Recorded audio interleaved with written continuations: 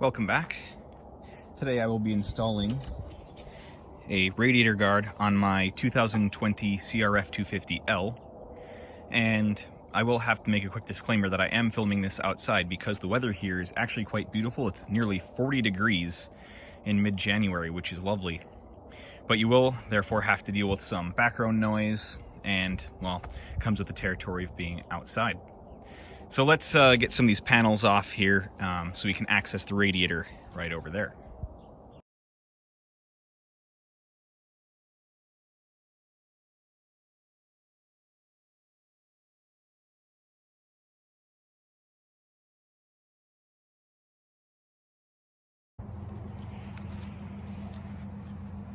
At this point, it is probably easiest to have the handlebars and tire pointed straight ahead, because if you turn them too far this way, the rear part of the front fender is going to be kind of blocking your way, and obviously if the handlebars are turned the other way, it's going to block your way even more. So I think straight on is probably the easiest way to attack this. Then to get the factory radiator guard off, pull it off of this pin up here, and then what you want to do is the bottom part here, since there's a tab here and a tab here, you want to crunch it up like this to make the distance between these two shorter, and you can pull this thing right out. It might be a little tricky, but comes off pretty easily. If it was warmer out, it would probably be even easier. This kit does come with aftermarket hardware because the factory ones will probably not be long enough to reach. Another thing to consider here is that the factory bolts here are 8mm hex head. The aftermarket ones are I believe a 5mm or maybe 4mm Allen. So that is something to look out for.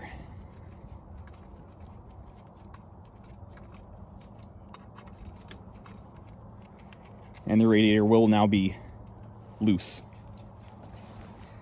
As is fairly common practice, I am choosing to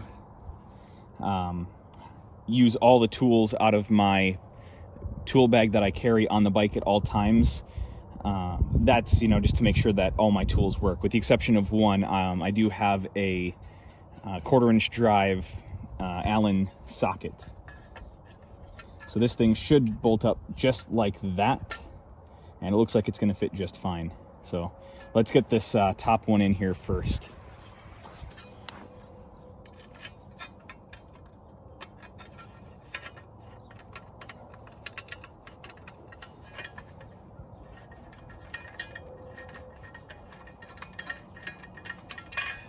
Now before you tighten any of the bolts down, just get them all in and started. That will make your life a lot easier in the end. Now this radiator guard I got off of the internet, let's say.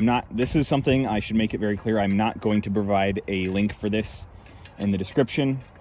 If you are adept at the internet, you will be able to find this one pretty easily. This one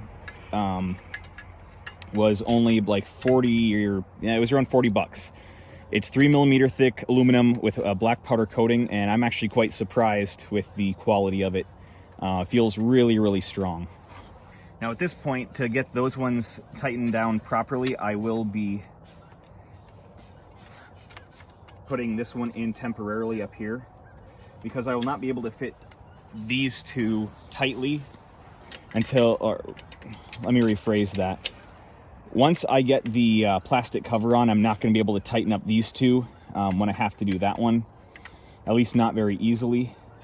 So I am choosing to tighten these up with that one in temporarily.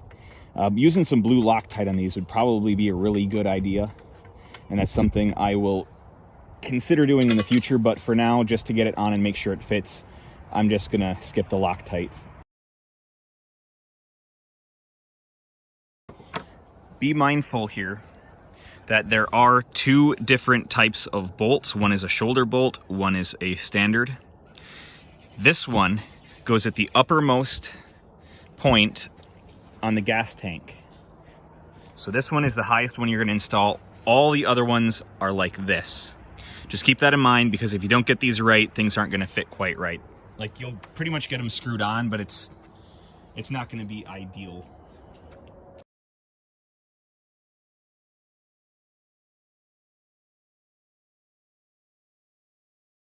So here I have my first and only fitment problem. As you may have seen in that last clip, I was kind of struggling with that one down there.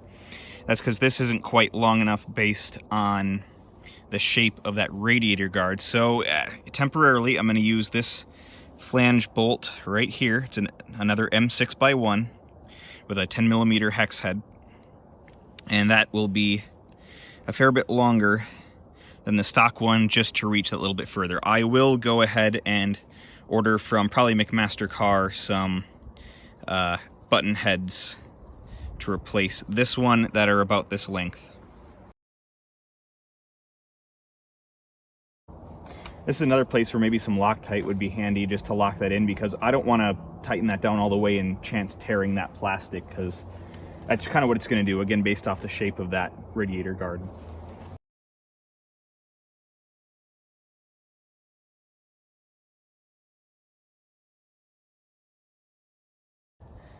You can see how that fits. Something that surprises me a little bit, but I guess is a good thing, is that the guard is quite a ways away, almost a full inch from the face of the radiator. Something that some people might be concerned with is that the factory radiator guard had those, what's the word for it?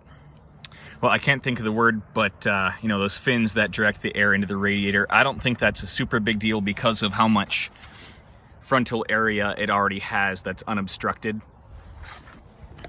And that fitment issue I was talking about back here is simply that this part of the guard sticks out a little bit this way to the outside of the bike and prevents this bottom piece from lining up properly.